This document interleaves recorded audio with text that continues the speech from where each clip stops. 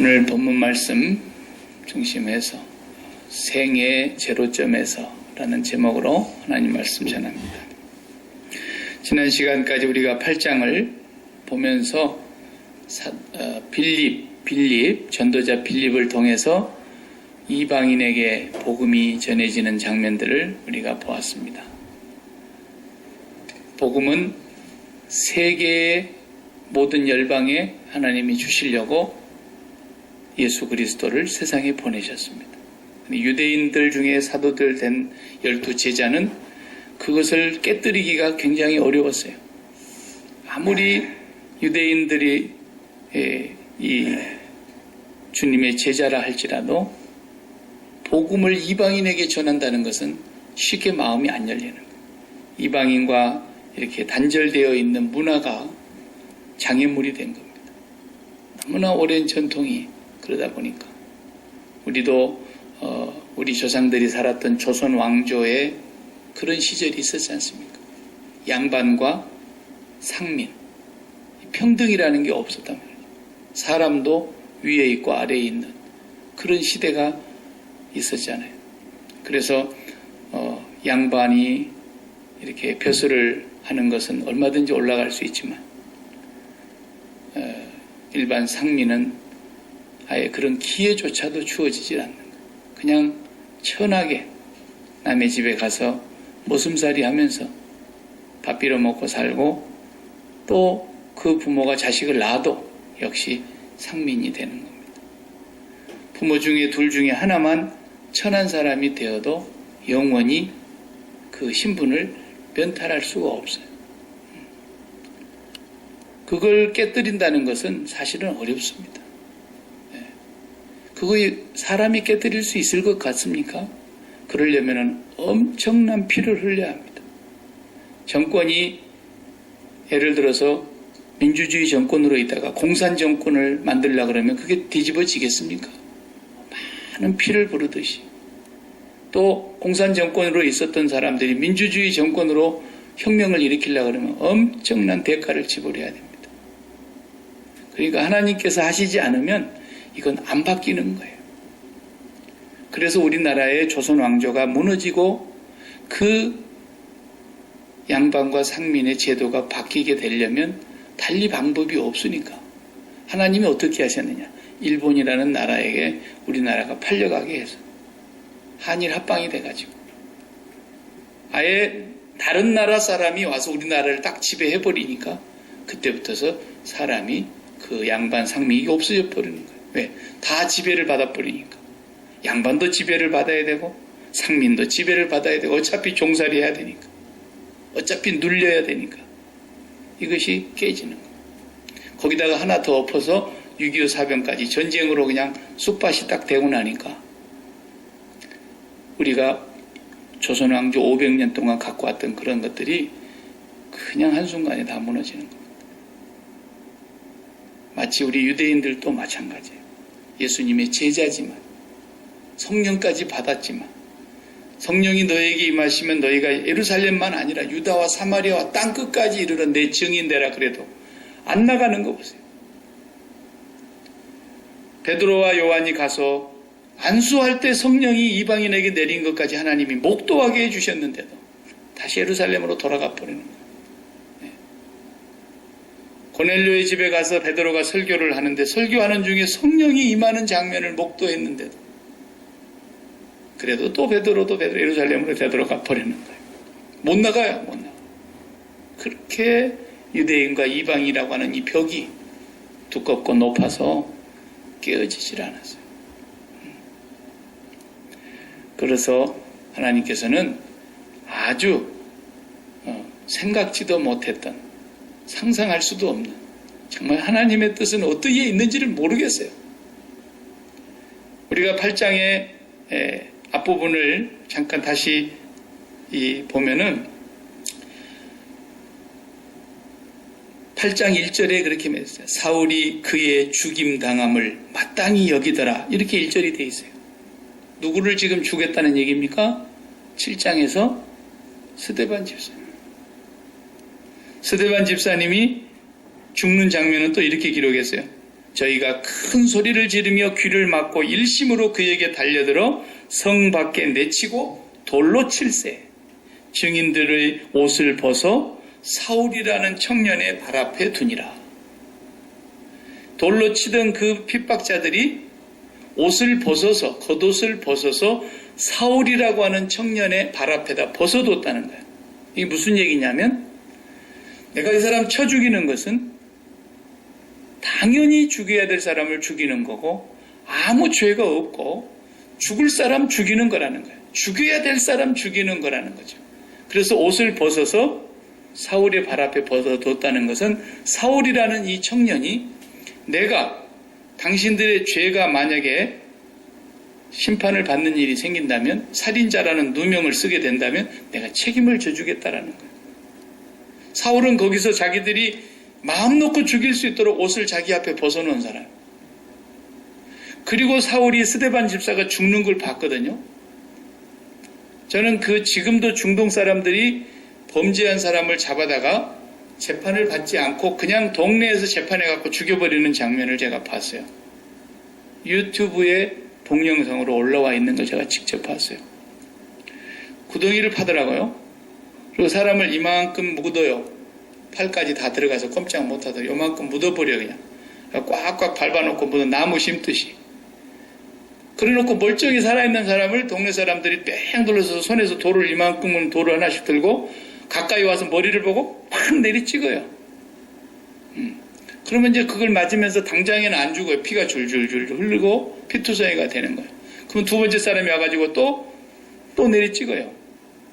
그래서 동네 사람 다 돌아가면서 멀리서 애기들 무슨 맞추기 하듯이 이렇게 던지는 게 아니에요. 스데반 집사가 그렇게 죽은 거예요. 그걸 바울은 예수 믿기 전에 사울이라는 이름을 가졌었죠. 이름이 두 개예요. 사울이라는 이 청년이 나중에 바울이 된 사람 아닙니까? 그 죽는 걸 가만히 보고 있었어요. 그러면서 8장 1절에 뭐라고요? 사울이 그의 죽임 당함을 마땅히 여기더라. 무서운 사람입니다, 이 사람. 독하기를 얼마나 독한가 보세요. 그리고 3절에 8장 3절에 사울이 교회를 잔멸할세 각 집에 들어가 남녀를 끌어다가 옥에 넘기니라. 잔멸했다라는 말은 단어가 어디서 나온 단어냐면 우리가 옛날 시골에서 농사 질 때 저는 그런 걸 많이 봤어요.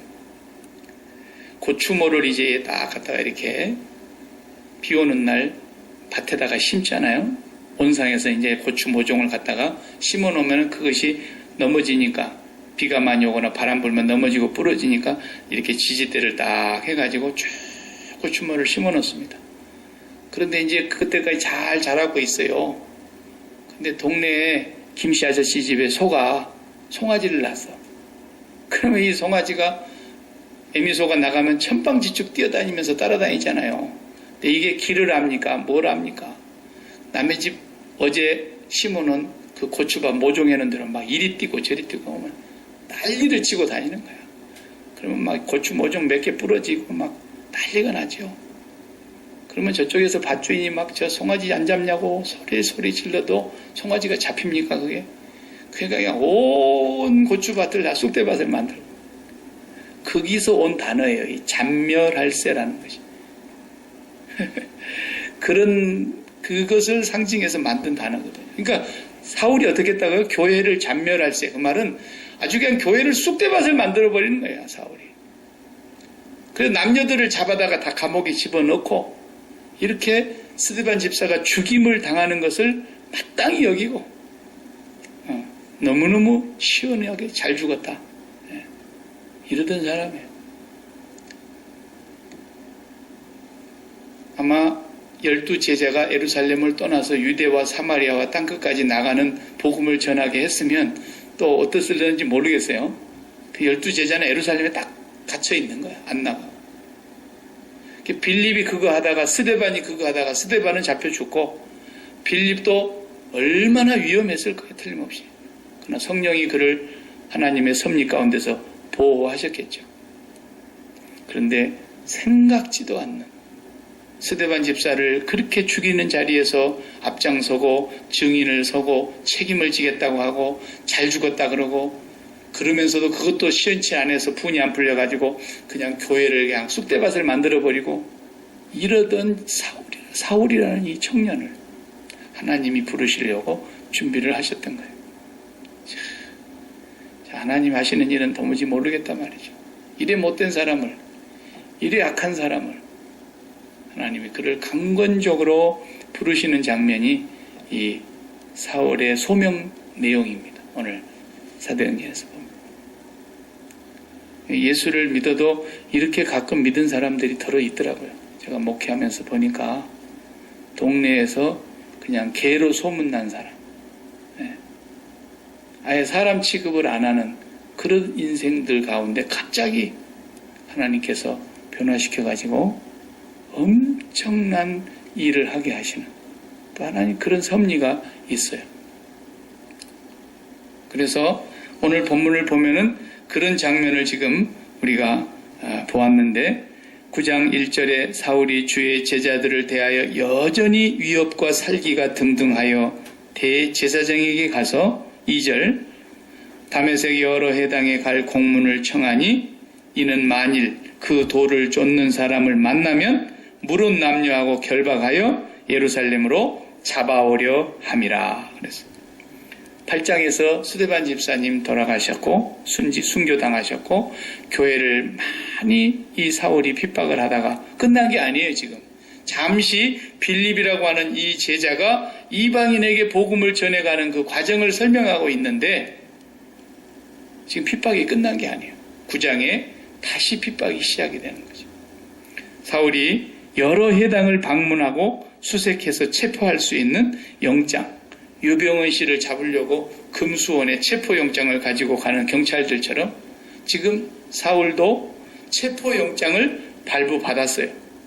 여러 해당을 체포하라는 명령을 받고, 그러니까 벌써 흩어진 유대인들 가운데 예수를 믿고 더 많이 예수 믿는 사람들이 늘어나고 있다는 정보가 이미 다 접수가 된 거 아닙니까? 그러니까 각 해당마다 다메섹에는 한 4만여 명이 살고 있었는데 유대인들이 회당만 한 30여 개가 있었다는 거예요. 그 당시에. 근데 그 회당에마다 예수 믿는 그리스도인들 중에 유대인들 잡아서 가지고 오려고, 묶어 가지고 오려고 지금 가는 거예요. 그래서 이 상황 속에서 오늘 우리가 이 살기가 등등했다. 살기 등등했다라고 번역한 말은 어떤 말이냐면 이 분기가 탱천했다는 것인데 애들 옛날에 만화 보면은 말이죠. 화가 난 사람은 어떻게 그립니까? 콧구멍에서 이렇게 바람이 나오는 것처럼 그리죠. 그 살기 등등했다라는 말이 호흡에서 온 말이에요. 그게 등등하다는 말이에요. 그래서 옛날에 만화 영화 같은 데 보면은 이마에서 막 구름 같은 것이 이렇게 뾰족뾰족 솟고 콧구멍에서 막 바람 같은 게 나오도록 그림 그리는 그게 화가 있는 대로 났다. 분기탱천. 잡히기만 잡혀봐라요. 뼈다귀도 못 추리도록 해버린다는 거예요. 그렇게 지금 이 사울은 마음속에 뭘 갖고 있는 거냐면 이 세상에서 자기가 지금 하고 있는 이 일이 절대적으로 맞다는 거예요. 절대적으로 맞다. 이런 확신을 가진 사람이 지금 나가고 있는 거예요. 네. 여러분들 그런 때 가끔 있죠? 네. 부부간에나 혹은 부모 자식간에나 끝까지 자기가 맞다고 막 네? 내 눈에 흙이 들어가도 손에 장을 찢어도 내가 내 말이 맞다고 이렇게 해내다가 나중에 자기 말이 틀리면 아주 머쓱하게 그런 거 있잖아요. 저도 요즘 깜빡깜빡해요. 안 적어놓으면 그냥 금방 잊어버리고 그래요. 벌써 이 젊은 사람이 이래서 어쩔지 모르겠어요. 그래가지고 내가 자동차 키를 어디다 놔두는지 모른다고 막 우리 집에서 나를 다 잡아먹으려고 맨날 갖다 잊어버린다. 그래서 내가 아무 말을 못하고 내 평소에 그런 그게 있으니까 아무 말을 못하고 내가 어디다 갖다 놔버렸나, 밴쿠버 갖다 놔버렸나 뭐 할 말이 없더라고요. 그 나중에 우리 집에서 한방 쓴 사람 가방에 자기 가방에서 나왔어요. 네. 그렇게 절대적으로 확신을 갖고 있더라고. 내가 잊어버렸다고. 네.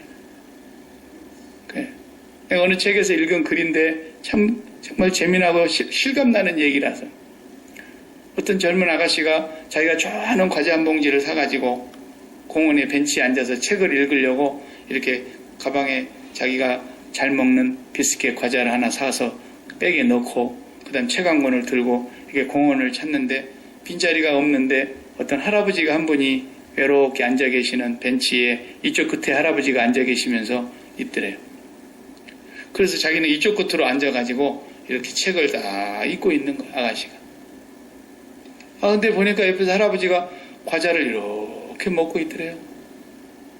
그래서 이래 보니까, 아니, 이 할아버지가 왜 내 과자를 먹지? 아까 자기가 산 과자야, 그게. 똑같은 과자야. 그래서 자기도 하나 이렇게 먹었대요. 그러니까 할아버지가 자기를 보고 씩 웃더래요. 근데 또 할아버지가 하나 딱 집어 잡수더래요. 아니, 이 할아버지 봐라. 남의 과자를 말 한마디도 안 하고 먹네. 그래서 계속 할아버지가 내가 하나 먹으면 자기도 하나 먹고, 그러면서 씩 자기 여자를 보고 웃는 거예요. 그러니까 너무나 이 젊은 아가씨가 화가 나서 과자 봉지를 확 훔쳐가지고 그냥 꽉 쥐어가지고 저쪽으로 그냥 가버렸어요. 그러니까 할아버지가 그 아가씨를 보고 물끄러미 보면서 웃더라는 거예요. 그래가지고, 아니, 이 할아버지가 말이지, 미안하단 말 한마디도 않고 남의 과자를 말 한마디도 없이 그냥 쏙쏙 집어먹으면서 나를 약으로 올리고 있다고. 그래가지고 그 과자를 자기 혼자 가서 다 먹고 나서 나중에 화장실 가서 이렇게 가방을 열어보니까 자기가 산 과자는 그대로 있더래, 거기. 젊은 사람도 그래요. 자기가 생각하는 게 절대적으로 맞다고 생각하고 죽게 하면 살기로, 이 사람은 하나님의 음성을 자기가 들었다고 그렇게 절대적으로 확신을 갖고 지금 사람을 잡으러 죽이러 나서는 거예요. 이 사울이라는 청년이 말이에요. 그래서 나중에 자기가 고백할 때 그러지 않습니까? 나는 바리새인 중에 바리새인이고 열심으로는 교회를 핍박하고 그랬잖아요. 얼마나 유대인 중에서 바리새인 중에서 가장 열심히 있었으면 교회를 제일 핍박한 사람이 사울이라는 이 청년이에요. 나중에 자기가 예수 믿고 나서 고백할 때 빌립보서에서 그걸 썼지 않습니까? 그러니까 이러던 사람이 다메섹으로 가다가 빛을 맞은 거예요. 나중에 사울이 이제 바울이 된 뒤에 요 간증을 3번 합니다. 사도행전에서 똑같은 간증을 3번 해요. 그 간증 때 그런 얘기예요. 뒤에 22장에도 기록되어 있고 26장에도 기록되어 있어요. 그 내용이 뭐라고 하냐면, 내가 어느 날 그 영장을 받아가지고 다메섹으로 가고 있는데 정오쯤 되다 그랬어요. 12시지 않습니까? 가장 팔레스틴 지역의 햇볕이 가장 뜨겁고 강할 때, 그때에 하늘로부터 빛이 나를 둘러 비춰서 그 빛을 받고 내가 쓰러졌다 그랬어요. 그러면 여러분, 우리 야기마에서 100도 이상 올라갈 때 정오에 가장 뜨거운 시간에 태양이 얼마나 밝고 장렬합니까? 그런데 그 태양빛보다도 더 밝은 빛이 그냥 그 사람을 그 자리에서 쓰러뜨렸다고 한다면, 태양빛을 어둡게 만들어버린 빛 아닙니까? 태양빛을 어둡게 만들어버린.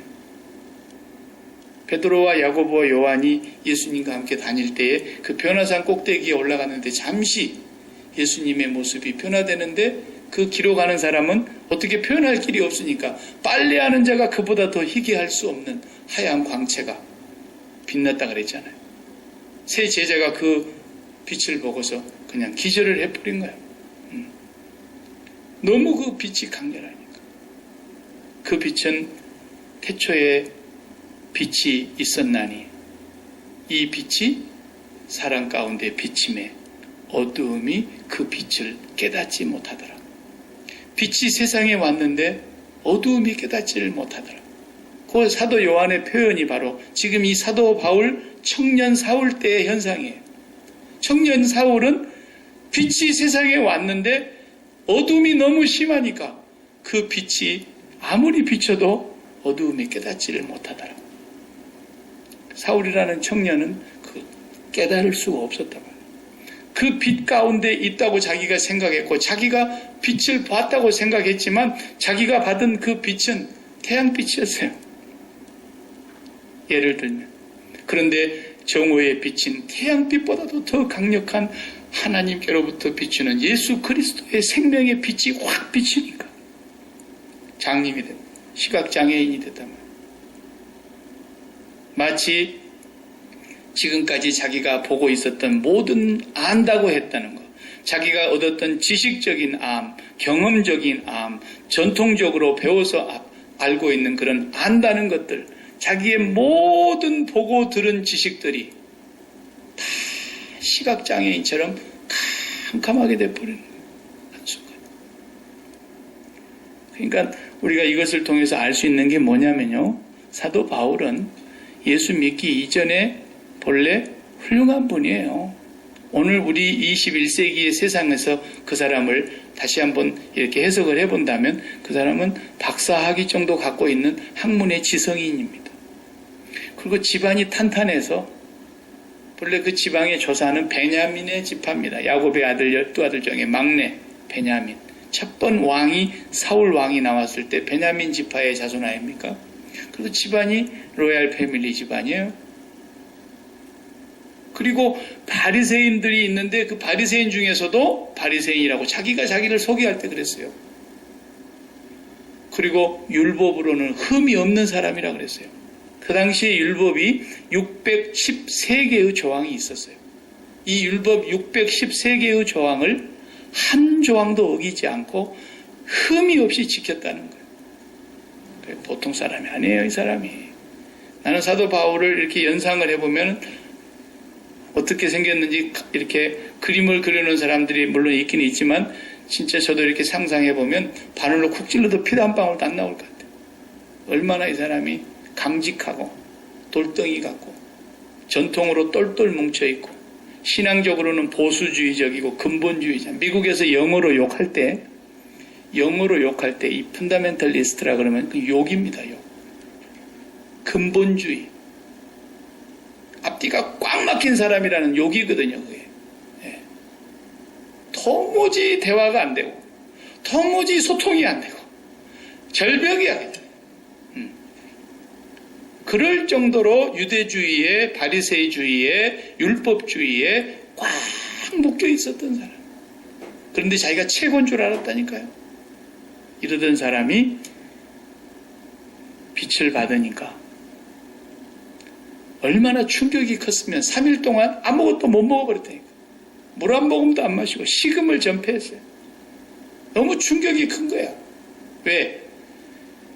하늘 아래 자기가 갖고 있는 이 확신, 이것은 절대로 깨질 수 없는 확신이었고 자기가 하는 일은 너무너무 옳은 일이었고 자기가 스데반 집사를 돌로 때려 죽일 때에 그 모든 사람들을 자기가 책임지겠다고 옷을 맞고 있었고 스데반이 죽는 것을 너무 당연히 여겼고 마땅히 여겼다.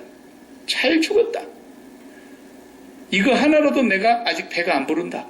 더 많이 잡아 죽여야 된다. 아예 쑥밭을 만들어야 된다. 예수쟁이들은 남김없이 잡아다 죽여야 된다. 이러던 사람이 어느 날 갑자기 그 일을 시행하러 가고 있다가 다메섹에서 꼬그라졌을 때 그리고 주여 그랬어요. 그 주여가 예수님 부른 얘기 아니잖아요. 자기가 믿는 하나님, 그 당시에는 야훼 하나님을 퀴리오스라고 불렀거든요. 감히 하나님의 이름도 함자를 부르기가 어려워서 바리새인들이 그렇지 않습니까? 하나님의 이름을 야훼라는 그 글을 쓰지도 않았어요. 쓰지도 않아요. 너무 거룩하다 그래가지고. 그래서 편안하게 부르기 위해서 퀴리오스, 주님이라고 바꿔서 불렀다니까요. 히브리 말로는 아도나이, 야훼라는 말을 못 썼어요. 그러니까 주여라는 말은 자기가 지금 자기가 믿는 여호와 하나님을 부르는 거예요. 주여 누구십니까? 이렇게 물었어요. 그랬더니 하늘로부터 음성이 들리지 않습니까? 나는 지금 네가 핍박하고 있는 바로 그 예수다. 아마 수십만 볼트 전류에 번개 맞은 사람처럼 넋이 나가 버렸을 거예요. 충격이. 이것이 지금 사울이 부름을 받는 장면입니다.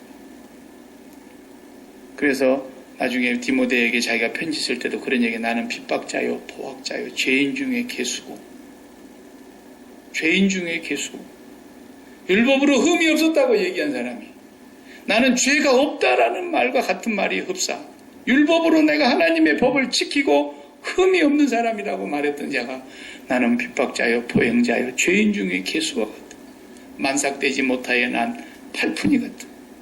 죄인 중에 죄인이라고 고백을 합니다. 그 말은 무슨 말입니까? 하늘의 빛이 맞지 않고는, 하늘의 빛을 보지 않고는 그가 판단하고 그가 생각하고 그가 행하는 모든 것이 다 잘못됐다 그 말이에요. 다 거짓이다 그 말이에요. 사도 바울만 그럴까요? 청년 사울만 그랬을까요? 아니에요. 이 지구상의 모든 인간이 다 똑같아요.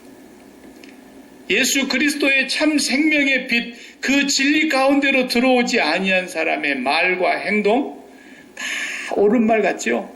전부가 틀린 말이에요. 저는 그걸 확신해요.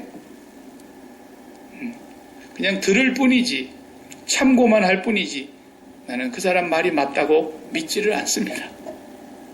예수를 안 믿는 사람의 얘기는 그냥 예의상 들어주는 거죠. 경청해야 되니까. 그러나 절대로 맞는 말이 단 한 가지도 없습니다. 그걸 아셔야 됩니다. 사도 바울같이 위대한 사람이랄지라도, 아무리 공부를 많이 해가지고 천기를 분별하는 무슨 기가 막힌 이름을, 명성을 가진 사람이랄지라도 예수 그리스도를 알지 못하면 아무것도 알지 못하는 겁니다. 제가 이 TV에서 하는 것 중에서 다큐멘터리를 제가 제일 좋아해요.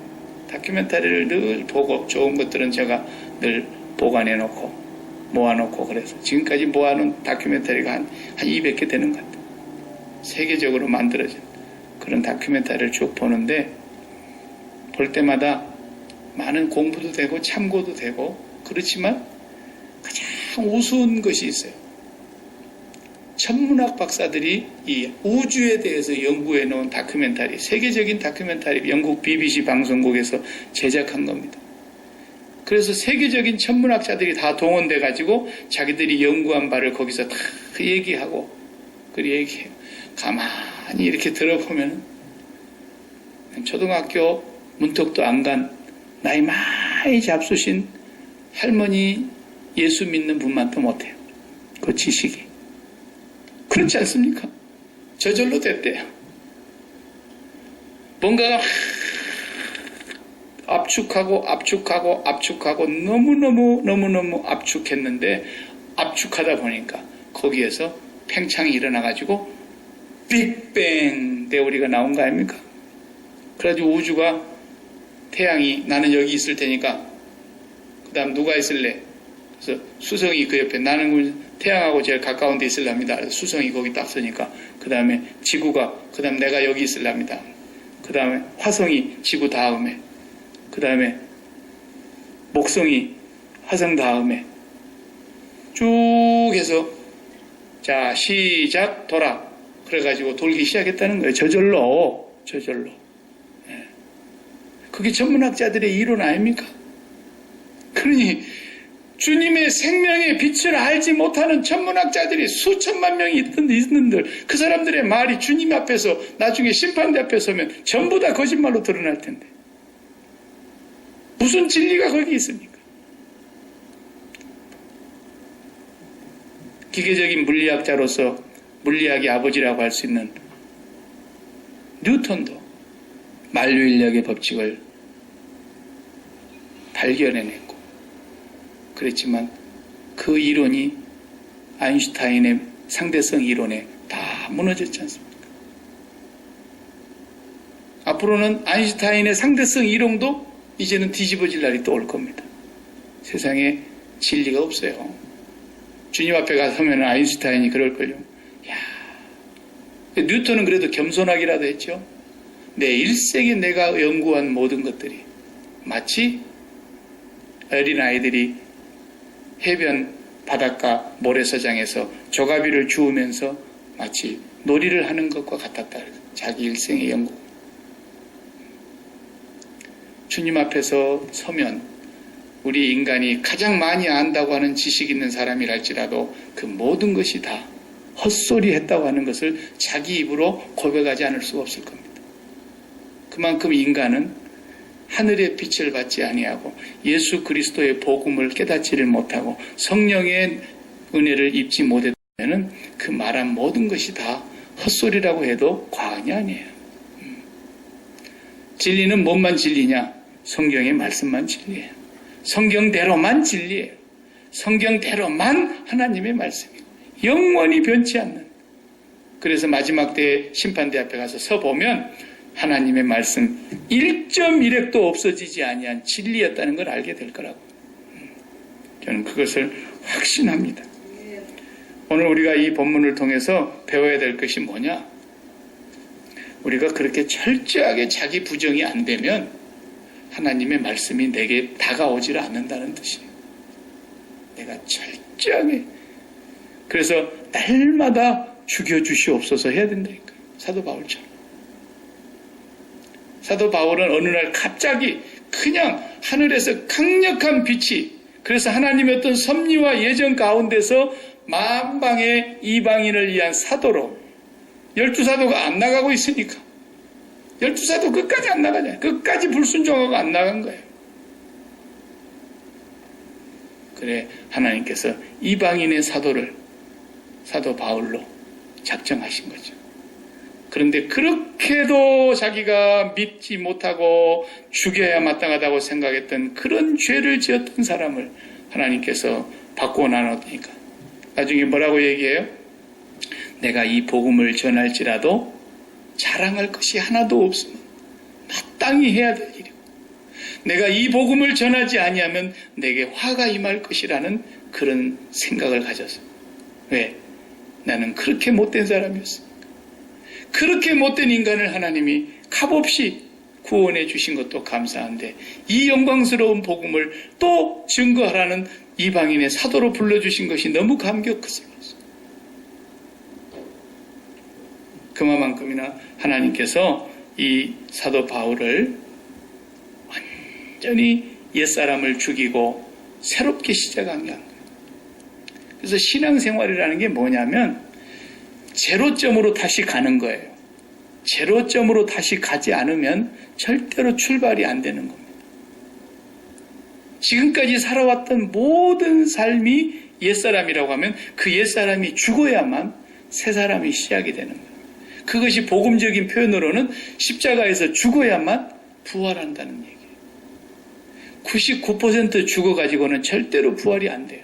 99% 죽은 건 죽은 게 아니에요. 가사 상태로 들어가 있다가 깨어난 것이지. 죽은 것은 예수님처럼 십자가에서 완전히 죽어야 되는 거예요.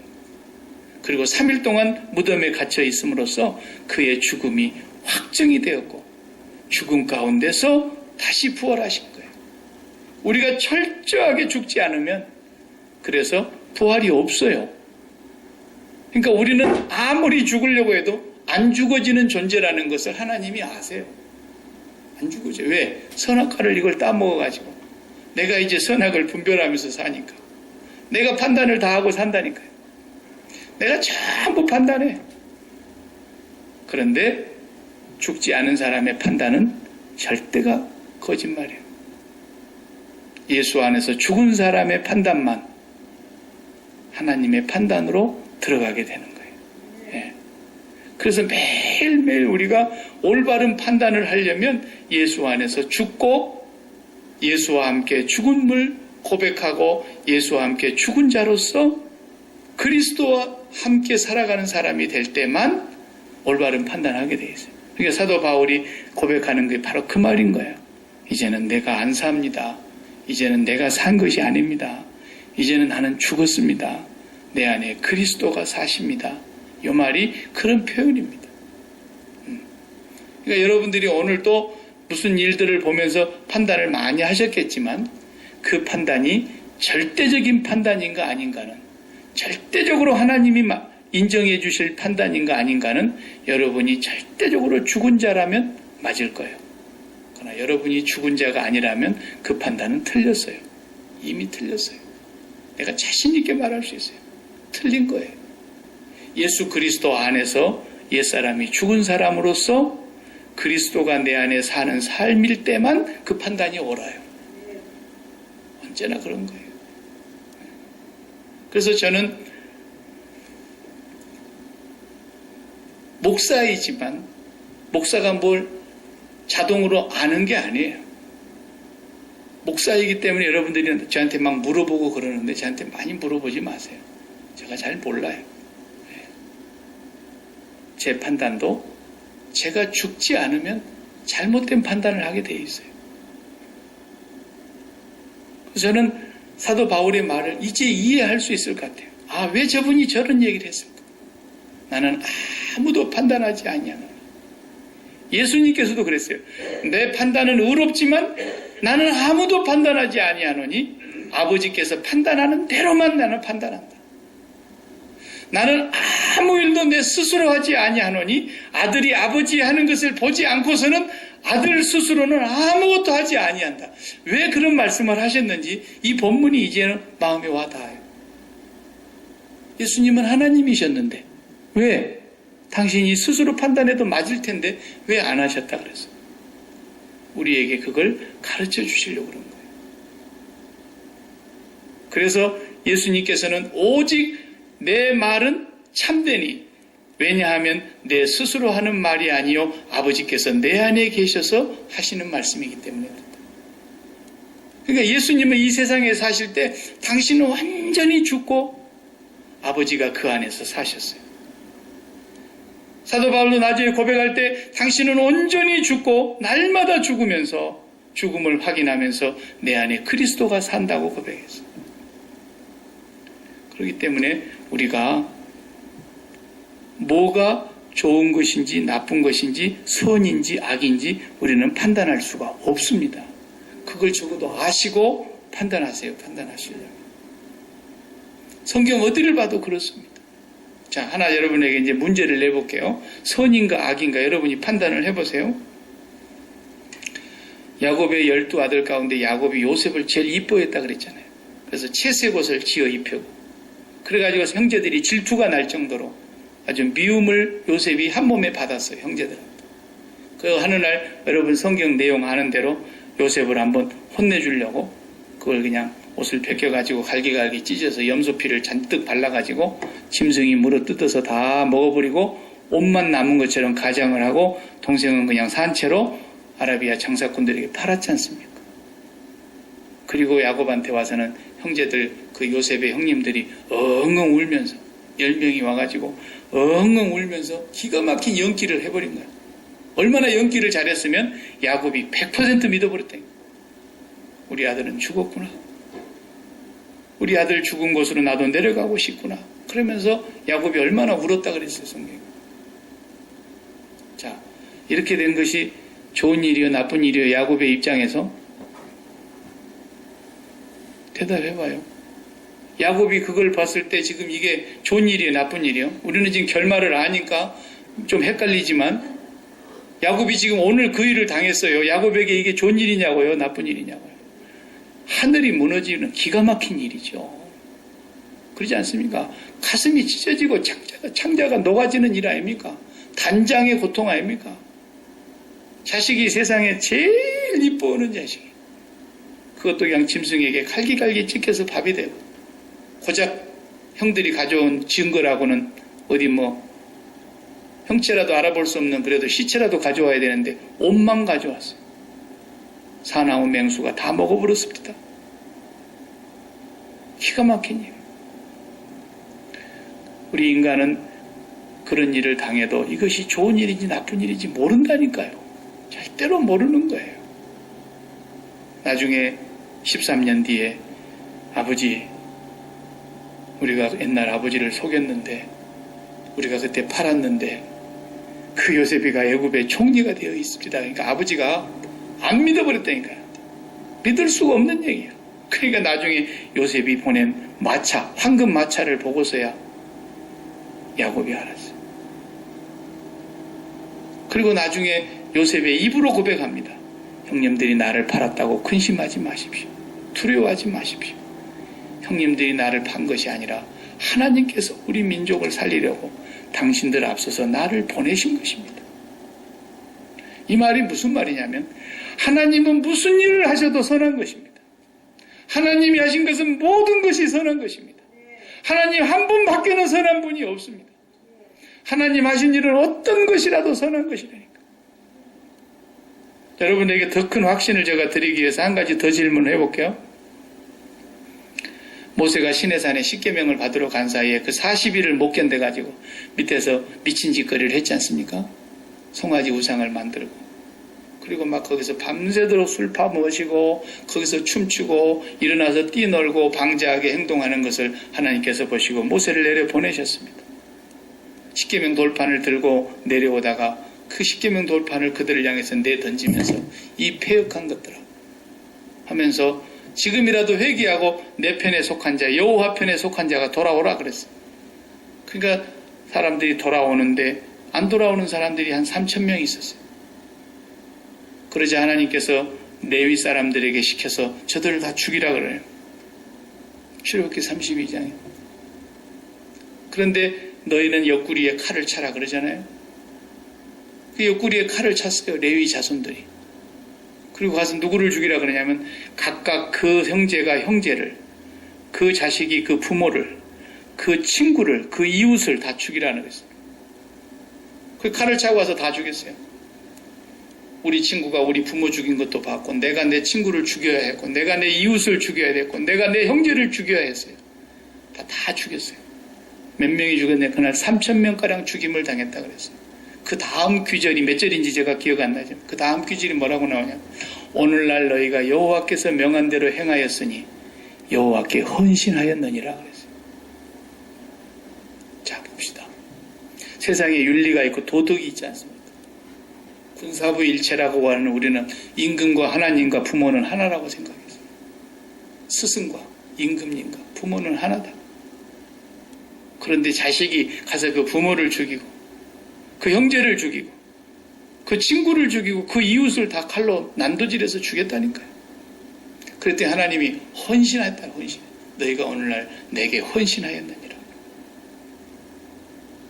세상의 빛 아래서는 어떤 판단을 해도 그 판단은 쳐 죽일 놈들이라고 얘기할 겁니다. 세상의 부모를 죽이다니. 세상의 이웃과 형제와 친구를 죽이다니. 세상의 빛으로는 기독교인들 그거 짐승만도 못한다고 얘기할 겁니다. 성경 어디를 봐도 세상의 빛으로는 해석이 안 돼요. 하나님이 하시는 일은 이해할 수가 없어요. 하나님의 뜻과 하나님의 길은 너희 뜻과 너희 길과 너희 생각과 너무 달라서 하늘이 땅보다 높은 것처럼 큰 차이가 있어서 그러니까 우리가 판단하면 안 돼요. 사실은. 근데 우리는 판단하는 죄를 너무 많이 짓고 있는 거예요. 내 판단에 너무너무 절대적인 확신을 갖고 있어요. 그 공원에 갔던 그 아가씨처럼. 그 할아버지가 내 과자를 먹고 있다고 생각하고 있는 것처럼. 우리 판단은 언제나 맞다고 생각하면서 하지만 그 판단하는 죄가 하나님 앞에서 얼마나 크다는 걸 알아야 돼요. 우리가 철저하게 부서지고 자기가 부인되어지고 자기가 죽어지지 아니하고서는 우리가 올바른 판단에 들어갈 수 없다는 사실을 사도 바울의 소명을 통해서 하나님이 깨닫게 하시는 거예요. 하나님의 사람이 적어도 되려면 하나님의 백성으로 선민으로 되어서 살려면 반드시 제로점으로 다시 가야 되는 거예요. 이것이 죽음의 자리인 거예요. 여기서 다시 시작하는 거예요. 그것이 한 번만 그래서는 안 돼요. 매일 나는 날마다 제로점으로 간다. 나는 날마다 죽는다. 이 사람이 그리스도인이요. 선민의 삶을 사는 사람이에요. 오늘도 여러분의 자녀들 가운데나 여러분의 몸에나 여러분의 어떤 사업에나 여러분의 가까운 친척이나 부모에게 무슨 일이 벌어졌어도 여러분 판단하지 마세요. 하나님 이럴 수가 있습니까? 이렇게 하면은 벌써 내 판단이 하나님보다 낫다는 거예요. 낫다는 거예요. 안타깝지만 피를 토할 일이지만 세월호에서 생떼 같은 자식들이 구조받지 못하고 다 죽어서 시체가 돼서 나왔지만 그 중에 예수 믿는 사람들도 털어 있다고 우리가 알고 있는데 그 일이 오늘날 나의 일이 될 수 있다는 걸 여러분 잊지 말으셔야 돼요. 세월호의 사건에 부모들이 죄가 많아서 그런 것도 아니고, 어느 한 사람 유병헌이라는 그런 사람들의 죄 때문에 그 많은 사람이 다 죽은 것도 아니에요. 세상 사람들은 그렇게 판단할지라도 우리는 그렇게 판단하면 안 돼요. 네 자녀가 언젠가 어느 순간에 무슨 일을 당해서 그렇게 될 수도 있다는 것을 하나님께서 우리에게 매일 가르쳐주고 있는 거예요. 그렇지만 그런 일을 당할지라도 하나님 앞에서는 우리가 판단할 수가 없어요. 그것이 좋은 일인지 나쁜 일인지. 하나님은 결단코 우리에게 악한 일을 행하실 분이 아니에요. 하나님은 좋으신 분이에요. 어찌하여 네가 나를 선하다 일컫느냐? 선한 이는 오직 한 분이시니 하늘에 계신 내 아버지시니라. 그 아버지는 무슨 일을 행하여도 선한 일을 행하시는 분이세요. 그 하나님이 절대로 우리에게 악을 행하실 리가 없어요. 나는 그 하나님을 믿습니다. 그 선하신 하나님이 독생자를 십자가에 죽이기까지 우리를 향해서 그 선한 일을 행하셨습니다. 세상의 윤리로는 있을 수가 없는 일입니다. 부모가 죽었으면 죽지 어찌 애비가 자식을 죽입니까? 그러나 하늘 아버지는 독생자를 주셨습니다. 죽기까지 우리를 사랑하셨습니다. 그 하나님이 우리를 사랑하셨다면, 그렇게 사랑하셨다면 그 아들과 함께 자기 아들을 아끼지 아니하시는 이가 어찌 그 아들과 함께 너희에게 다른 것을 아까워하시겠느냐 그랬습니다. 절대로 하나님은 실수하시지 않습니다. 하나님은 우리에게 악을 행하시지 않습니다. 하나님은 매를 들으셔도 진짜 사랑하기 때문에 매를 드는 것이라고 성경이 말했지 않습니까? 그러므로 오늘 우리가 이 세상을 살면서 판단하지 말아야 합니다. 그것이 사도 바울의 소명을 통해서 우리에게 가르쳐주는 것입니다. 너는 매일 제로점에서 시작해라. 너는 날마다 죽었다고 나에게 복창하고 살아라. 날마다 주님의 십자가에서 함께 죽고 그리스도가 네 안에서 사시게 해라. 이게 그리스도인이라는 것입니다. 오늘 돈이 많이 벌리고 생각지도 않은 돈이 박 목사한테 한 20만 불 들어올 수 있다고 하면 가정해 봅시다. 내가 돈 뿌리는 사람도 아닌데 갑자기 20만 불이 어디서 생겼어. 오메 좋은 거 이런 돈벼락을 맞다니 아이고 좋아라 그럴 일도 아니다라는 거예요. 그게 좋을 일이 될지 나쁜 일이 될지 나는 몰라요. 그 돈에 대해서 내가 죽지 아니하면 그 돈은 나에게 악이 될 것입니다. 그 돈은 나에게 비상약이 될 것입니다. 그 돈에 대해서 내가 죽어버리지 않는 한 그 돈이 나를 망하게 할 수도 있습니다.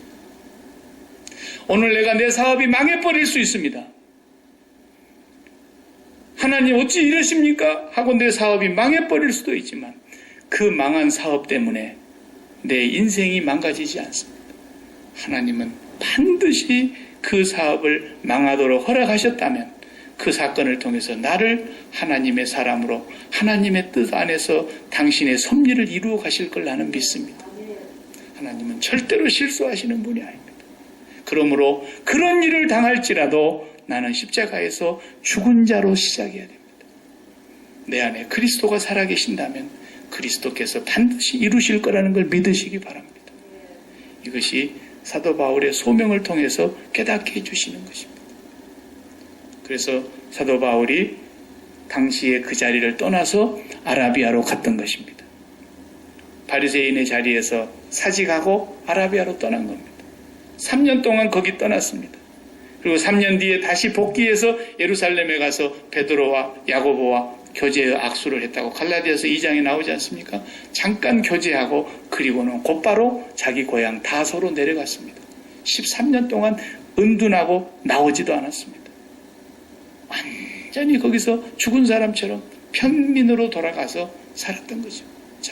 나는 하나님 앞에서 아무것도 할 수 없는 사람이라는 걸 자기 스스로 시인한 거예요.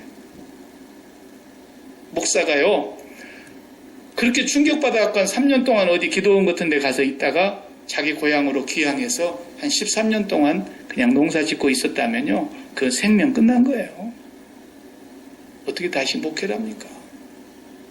그런데 나중에 보면은 바나바가 데리고 가서 안디옥 교회 최초 담임 목사로 같이 일을 하잖아요. 다시. 그러니까 사람이 그렇게 완전히 죽지 않으면 하나님의 일이 시작이 안 됩니다. 어린아이의 모든 것이 완전히 끝나야 어른이 되는 거고, 처녀 총각이 완전히 끝나고 죽어야 아빠 엄마가 되는 거고, 우리가 완전히 십자가에서 그리스도와 함께 죽어야 그리스도의 사람이 되는 것입니다. 이게 복음이에요. 그래서 내 스스로 안 되기 때문에 주님이 오셨습니다. 여러분 스스로 죽으려고 막 바늘로 허벅지를 찌르고 그러지 마십시오. 여러분 죽여보려고 막 금식하고 아무리 애를 써도 안 죽습니다. 안 죽어집니다. 죽는 법은 주님의 십자가를 바라다 보는 것입니다. 저 십자가에 달린 저분이 바로 내 모습이라는 걸 기억하시면 됩니다. 아, 저분이 저렇게 비참하게, 저렇게 처참하게, 저렇게 기가 막히게 죽은 저분이 바로 나의 죽음이었다는 걸 믿으시기 바랍니다. 그리고 그분의 죽음이 나의 죽음이라는 걸 날마다 확인하시면 돼요. 내가 죽은 사람이라는 걸 날마다 고백하면 돼요. 그게 믿음이요, 여러분이 믿어야 될 내용인 것입니다. 그 믿음을 날마다 확인하시면서 주님, 나는 죽었습니다. 오늘 기분 나쁜 일이 있어도 여러분 판단하지 마십시오. 어느 누구도 기분 나쁜 일 그것 때문에 나의 인생을 망가뜨릴 자가 없습니다. 하나님이 내 인생을 포기하지 않으신다면 절대로 나를 망가뜨릴 자가 없습니다. 그걸 굳게 믿으시기 바랍니다. 그러면 자신 있게 죽을 수 있습니다. 기도하십시오.